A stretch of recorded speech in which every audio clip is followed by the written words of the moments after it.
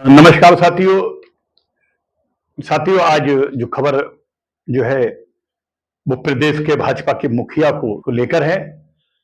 प्रदेश के मुखिया चौधरी भूपेंद्र सिंह आज नवाबगंज पहुंचे थे। भाजपा का जो सदस्यता अभियान चल रहा है उसको गति देने के लिए आज नवाबगंज पहुंचे, पूरे लाल लश्कर के साथ पहुंचे। और जो कार्यक्रम भाजपा के पूर्व जिला अध्यक्ष रविंदर सिंह राठौर, जो पूर्व चेयरमैन भी हैं यहाँ के, इस टाइम इनके भाई नीरेंद्र राठौर जो जिला उपाध्यक्ष हैं, उनकी पत्नी प्रेमलता राठौर नवाबगंज की चेयरमैन है। ये बताना इसलिए जरूरी समझा क्योंकि इन्हीं के फार्म हाउस पर एक कार्यक्रम का जो आयोजन किया गया था, एक भव्य आयोजन था, जहां पर नवाबगंज विधानसभा ही नहीं पूरे जिले और मंडल भर के नेता जुटे थे।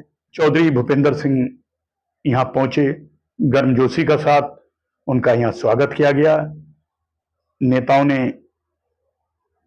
कार्यकर्ताओं ने काफी गर्मजोशी के साथ उनका स्वागत किया और पूरे कार्यक्रम के दौरान क्या कुछ कहा, क्या अपील की है, पूरी रिपोर्ट जो कुछ कहा है उन्होंने आप देखेंगे मेरे इस पूरी रिपोर्ट में, इस खबर में क्या कुछ, क्या अपील की है और किस ढंग से बातों ही बातों में उन्होंने विपक्षी दलों पर निशाना साधा है, क्या कुछ कहा है कांग्रेस को लेकर, समाजवादी को लेकर। आप देखें ये पूरी रिपोर्ट मेरी। आज आप सब लोग भारतीय जनता पार्टी परिवार का हिस्सा बने हैं। मैं पार्टी की ओर से आपका स्वागत और अभिनंदन करता हूं। और मुझे विश्वास है कि हम सब लोग मिलकर भारतीय जनता पार्टी को माननीय मोदी जी के नेतृत्व में दुनिया की सबसे बड़ी राजनीतिक ताकत बनाने में अपना योगदान करेंगे। भाइयों बहनों, भारतीय जनता पार्टी आज दुनिया की सबसे अधिक सदस्यों वाली पार्टी है। अगर आप देखेंगे तो अलग अलग अभियानों में 2014 के बाद हमारी पार्टी के सदस्यों की संख्या 11 करोड़ से भी अधिक हो गई। और इस संख्या की दृष्टि से बात करें तो केवल चीन की कम्युनिस्ट पार्टी ऐसी पार्टी है जिसके सदस्यों की संख्या भारतीय जनता पार्टी से ज्यादा है। लेकिन भाइयों बहनों, उनके अंतर यह है कि उनके यहाँ सरकारी संस्थानों से जुड़े लोग, सरकारी कर्मचारी, सरकारी अधिकारी, सेना के अधिकारी, सारे लोग कम्युनिस्ट पार्टी के सदस्य होते हैं।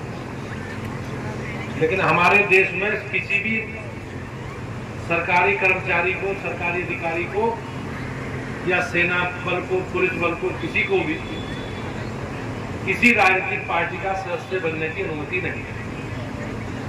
तो इस दृष्टि से अगर हम कहें तो इस लोकतांत्रिक प्रक्रिया में भारतीय जनता पार्टी दुनिया की सबसे बड़ी ताकत है, बड़ी पार्टी है।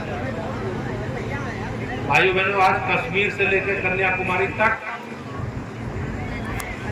और मुंबई से लेकर गुवाहाटी तक सब जगह भारतीय जनता पार्टी का हमारा एक मजबूत राजनीतिक संगठन है और देश के 60% हिस्से पर आज राज्य में भारतीय जनता पार्टी की सरकार है।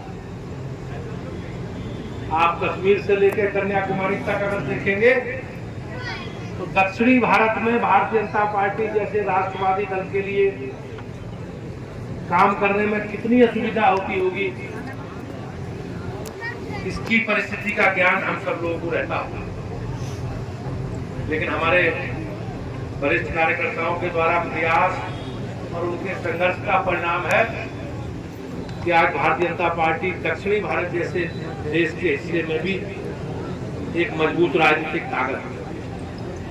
चाहे कर्नाटक हो, कर्नाटक में भाइयों बहनों पिछले 30 सालों से हमारी पार्टी लोकसभा में 70 से 80% राजनीतिक परिणाम लोकसभा के सदस्य के रूप में हमारे साथ आए।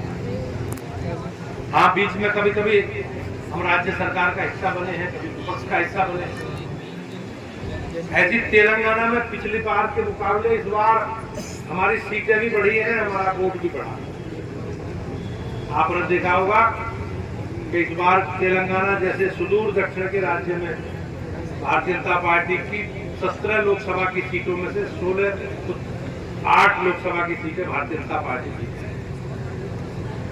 आप आंध्र प्रदेश की बात करेंगे, आंध्र प्रदेश में पिछली बार नोटा से भी कम वोट भाजपा को मिले थे।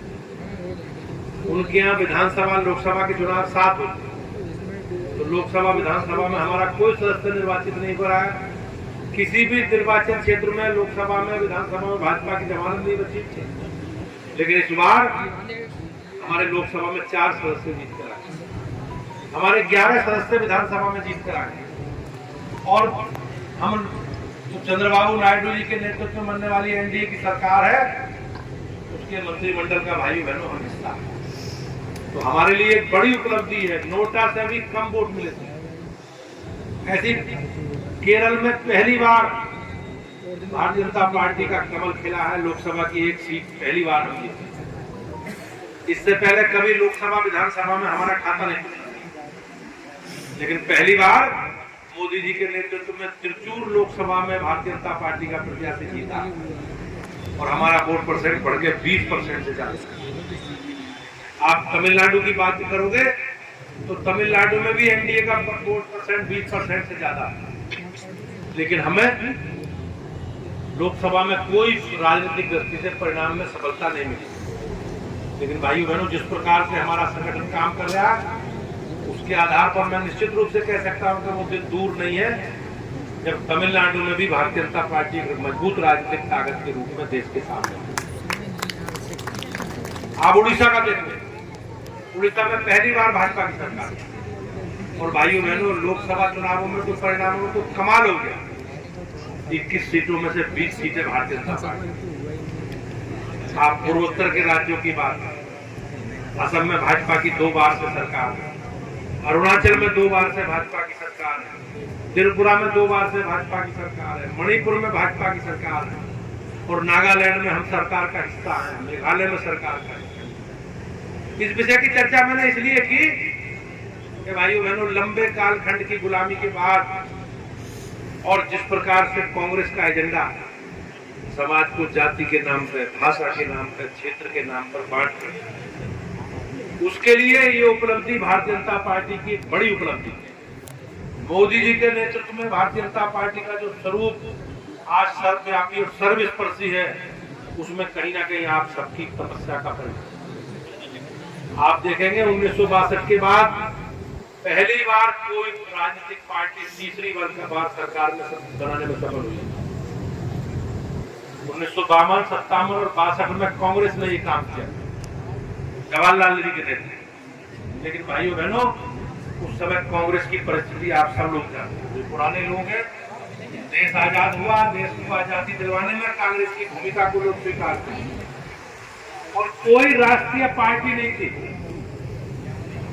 समाज में, क्षेत्र में भाषा के नाम पर ऐसा विभाजन था कि तमिलनाडु की अपनी पार्टी थी, केरल की अपनी पार्टी थी, और हम जैसे लोगों के लिए, जिन पर विपक्षी लोग हमेशा टैग लगाते हैं कि उत्तर भारत के लोगों की पार्टी है, हिंदी भाषी लोगों की पार्टी है, समाज के विशेष वर्ग की पार्टी है, ऐसे लोगों के लिए काम करना दक्षिणी भारत के सुदूर राज्यों में, ऐसे पार्टी के लिए पूर्वोत्तर राज्यों के भाग में काम करना हमारे लिए बड़ी चुनौती है। जो सामाजिक दृष्टि से, राजनीतिक दृष्टि से कहीं ना कहीं समाज में कांग्रेस ने जो भाषा के नाम पे भेद का दीवार खड़ी कर दी, हमारे लिए समझना उन्हें हमें समझना एक बड़ी चुनौती रहती है। लेकिन आज अगर आप देखेंगे तो भारतीय जनता पार्टी के नेतृत्व में राष्ट्रवादी ताकत जिस प्रकार से पूरे देश में एक मजबूत राजनीतिक ताकत के रूप में खड़ी हुई है, ये हमारे लिए, आप सबके लिए गर्व करने वाला है।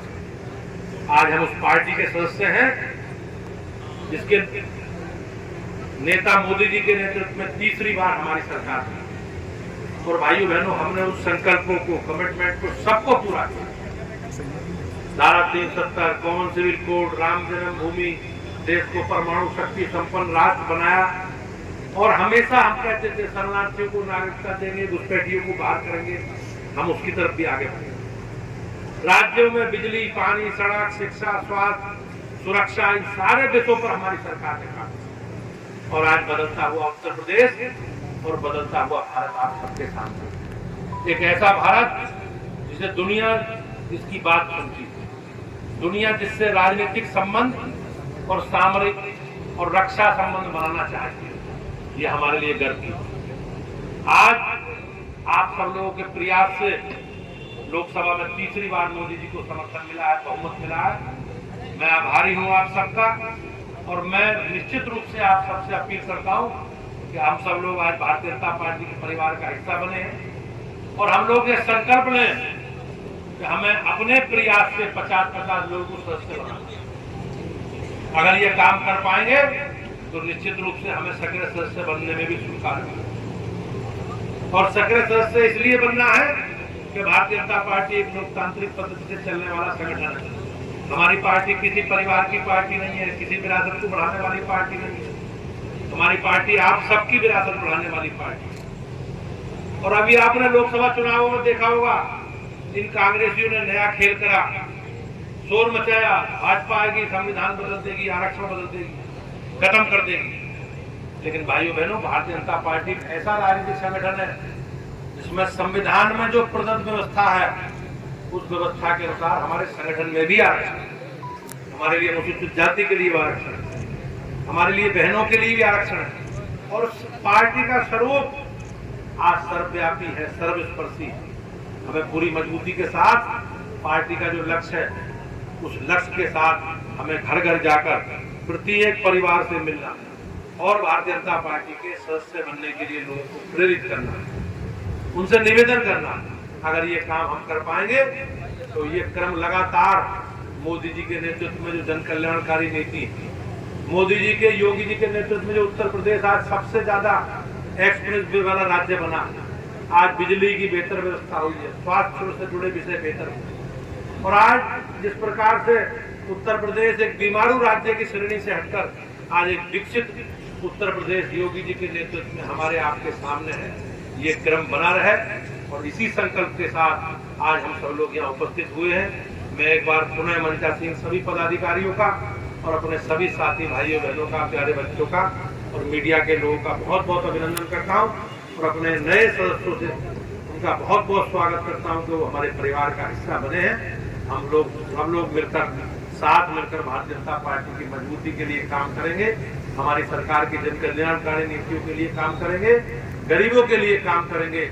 ऐसा मेरा आप सब लोगों से निवेदन है। आप सबका बहुत बहुत धन्यवाद।